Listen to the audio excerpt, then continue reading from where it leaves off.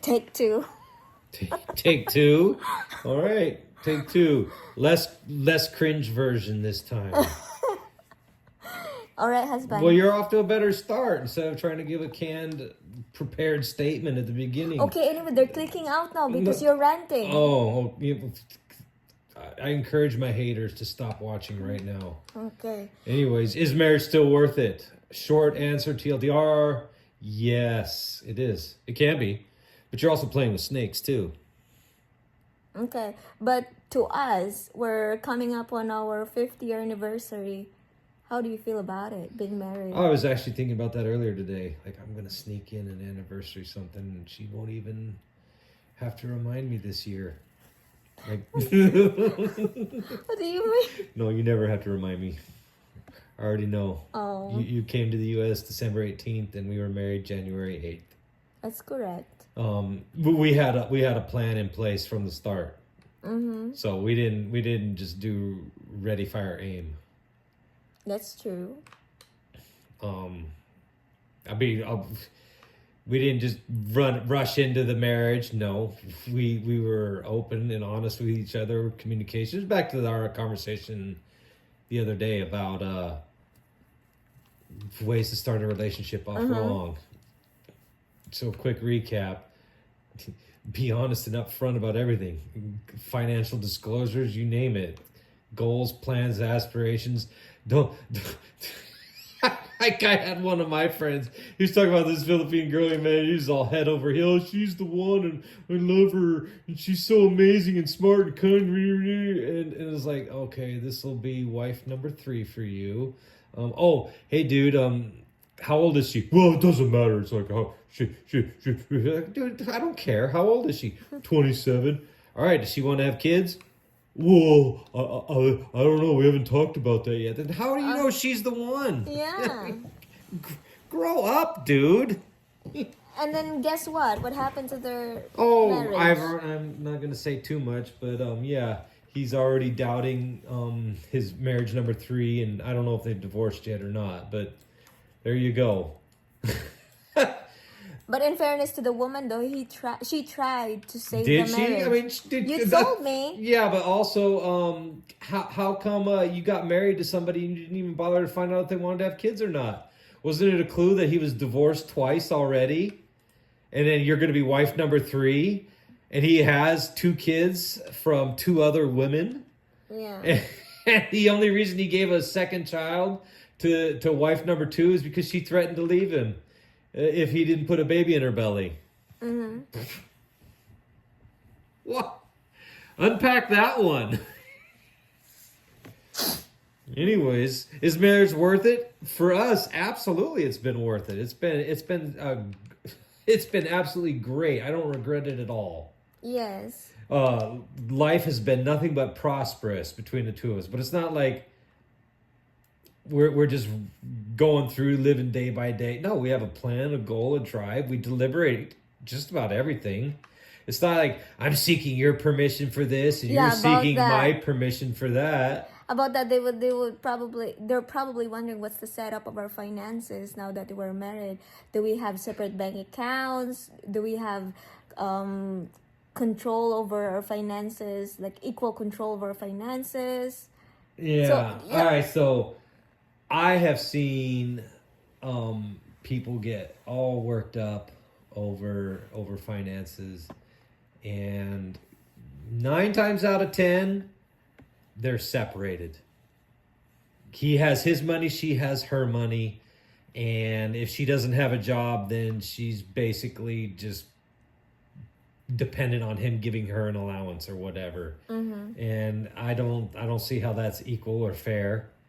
But at the same time, I don't think it's equal or fair that he does work for decades and then she, at the end of it all, decide, you know what, I'm going to divorce rape you now and take half of all your shit.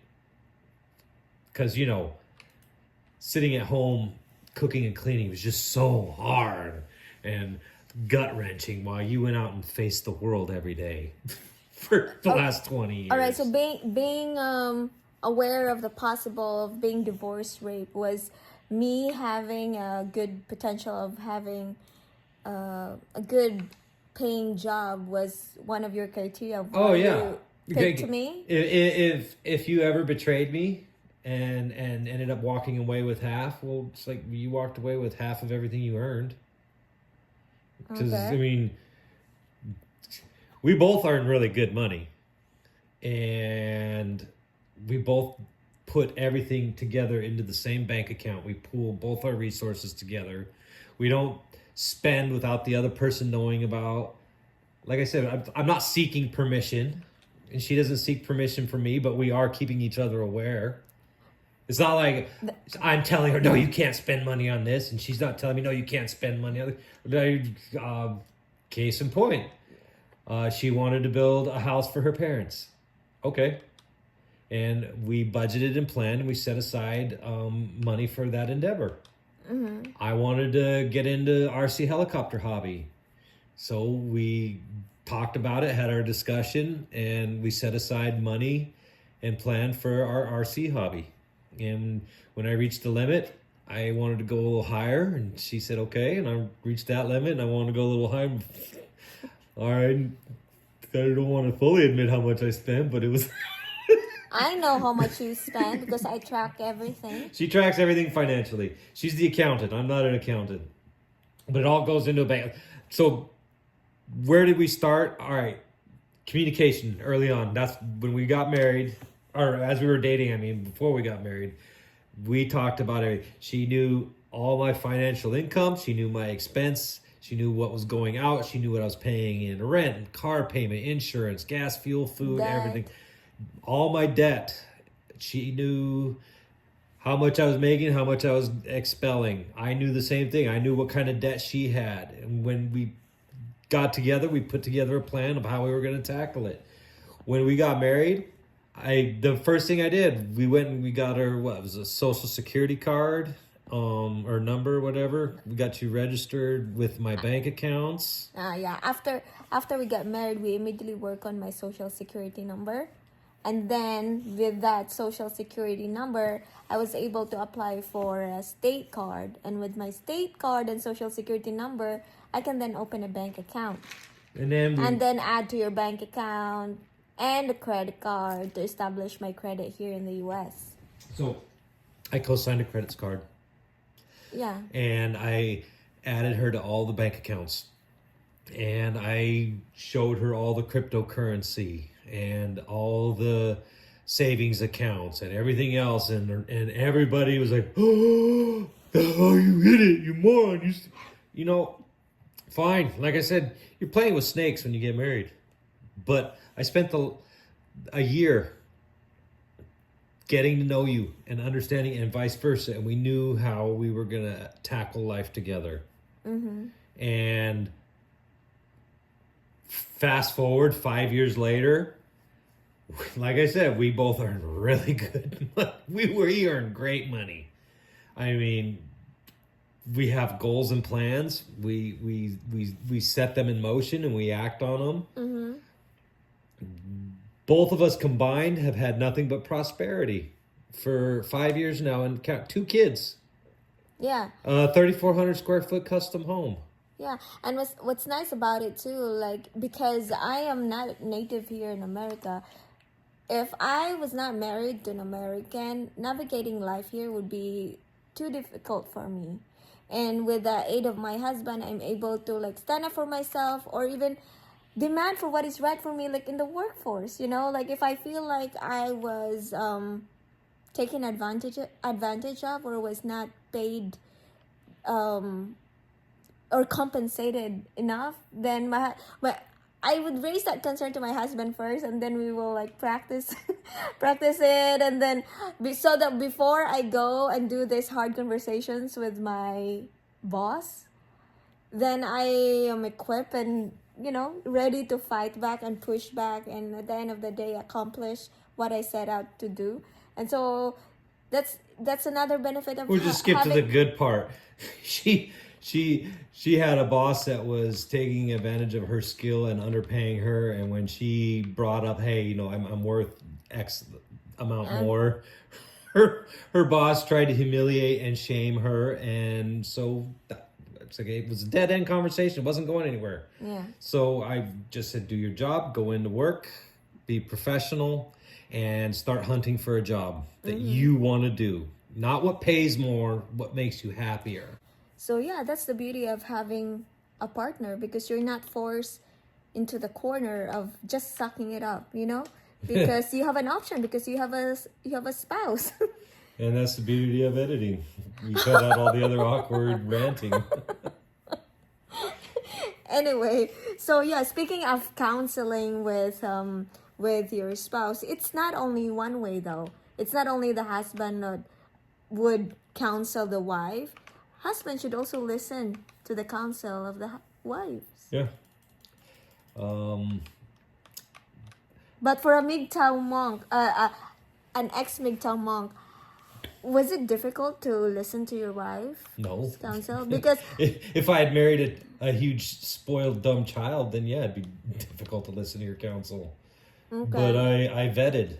Because you know, people, as I've heard from people, when they hear about MGTOW monk, they always associate it with misogynist. Okay, I'm a misogynist then. So, I mean that's what they're saying, but that's where they're wrong. Yeah. Or the other misconception, they're just a loser and they can't get a woman. Like, no. The majority of MGTOWs are actually creatures by choice. And speaking of creature, I can't remember who, if it was Socrates or Plato, but animals and gods can live alone. Men cannot. I haven't heard about So, to all those MGTOW out there who are going through life alone and by yourself, bravo. You're accomplishing something far more difficult than being married. For sure. Oh, marriage is hard work. No, life has been a lot easier since I partnered up. Way easier. There's no comparison. You go through life alone. That's a challenge. It's scary when you're on your own. You don't have it's not just emotional, financial support, physical support, help around doing chores or whatever. You're on your own when you're by yourself. When you're married, you ideally you have a teammate and you're working together towards a goal. And if you're married to somebody who's not a teammate, oof. If you're married to somebody just because you want to have somebody around the house, okay, that's meaningful for you, wouldn't be to me. Now, here's the thing, though. The hardcore, the one that they're saying that they're hardcore MGTOW, that they're saying, I don't want to get married because there's no advantage to me. It's only the women that are having the benefits if they got married. And, I mean, what can you say to them? I mean, me personally, I don't agree with them because I have improved your life. Yeah, but again, it's all situational. You can get married to a huge, lazy, dumb child who provides absolutely nothing other than a drain on resources. Or you can end up with a partner, as I've discussed already in this episode. So it is, you are playing with snakes. You can get burned magnificently by marrying wrong. But it's not an entirely end-all, lose-all proposition. No, there's merit, especially if you're paired well. And I think we're paired really well. Mm-hmm. When you were, like, was it hard transitioning from a MGTOW and deciding to get married? No, the catalyst for me was I wanted to have kids. I wanted progeny. And because I wanted to breed, procreate, and have a family, the choices were adoption. No, there's no point to me. If you want to adopt somebody, go ahead. I didn't want to. A surrogate, okay, that's pretty costly. And then once you've done that, then what? Who helps raise the child? No, raising a child alone. And to all my single mothers out there, yeah, I think you all know how little I regard that. Marriage is two people. Yeah. Family is husband and wife raising children. And united. And has a united front. Yeah. Not divided. House divided against itself will not stand. Yeah. That's pretty good words of wisdom from Jesus. Right, and I think we have covered it. Do you have anything to add? Did you have any bullet points for this? Yeah, I've written down, like, having a partner or teammate to counsel with or still strategize with. We've tackled that. And achieving the goals faster. We're 5 years. 5 years in, and life is great. We're well ahead of where we would have been by ourselves, for sure. Husband, when we first got married, we were negative net worth, and now we're a very nicely positive net worth. Together. And then better quality of life. We have also talked about that. And then it's more meaningful and fulfilling, especially now that we have kids. Yeah. So was marriage worth it? Yeah, I think so. It's worth it. No, until the day you betray me. Yeah. Then I'll cry and read. You know what? Tell them as well, though, that for most men, though, they go for beauty. Yeah. And disregard all other important factors. We know I didn't marry you for your looks. I love you, and you're my best friend, but I had lots of pretty girls in the dating website, and I was like, no, pass, because that I knew every guy does in their gut. They know whether something's going to be a good choice or a bad choice, and a pretty face did nothing more than open the door. Yours almost shut the door. Those teeth. I'm glad we're fixing them. But no, it was. I didn't think with my PP. That was not my motivator. Mm-hmm. And so because I listened to my other head, the one that should be in charge. But what's your message to somebody like Third Flinging Monkey that are very hardcore? No. You're not wrong, my dude. it's a losing scenario, especially like you said, when you tapped out with yes means yes. I mean, things have shifted so wildly out of control, and it's not just a East versus West thing. No. It's spread everywhere, and that's the cancer of feminism. And I'll never yield that feminism was a good thing ever. Good one. Yeah, in our next podcast, maybe we're gonna tackle or talk about those Filipino posing to be traditional, but really they are westernized. They are. Oh no, let's not use westernized.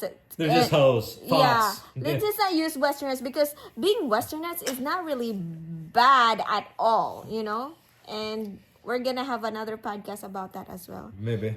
So anyway, thank you so much, guys, for tuning in into this podcast. If you have some comments about this podcast, flame on. Yeah, let us know in the comment section, or if you have topic suggestion questions, let us know as well. You can comment it, or you can email it to me privately at lifeinwashingtonstate@gmail.com. And don't worry, we'll be discreet enough. We're not gonna embarrass or shame you. All right. Or we'll try not to be too specific about your story. Mm-hmm.